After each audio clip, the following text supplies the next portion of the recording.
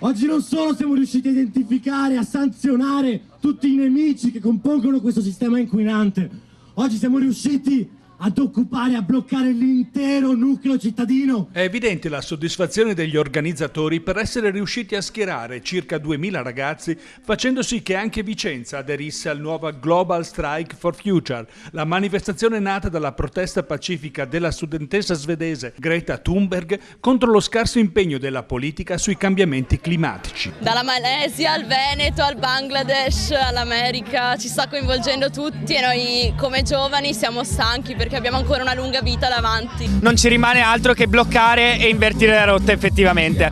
E visto che le istituzioni, chi di dovere non lo fa, siamo costretti a farli noi dal basso.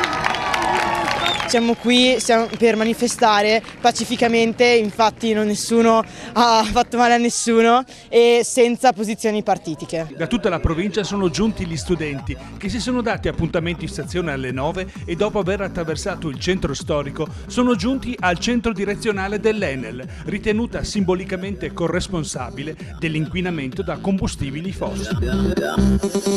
Attenzione! 4 tematiche principalmente: la critica alle grandi opere inutili, la critica alla deforestazione in Amazzonia e la fast fashion, la critica all'eccessiva cementificazione nella città e la critica all'estrazione di carbon fossile.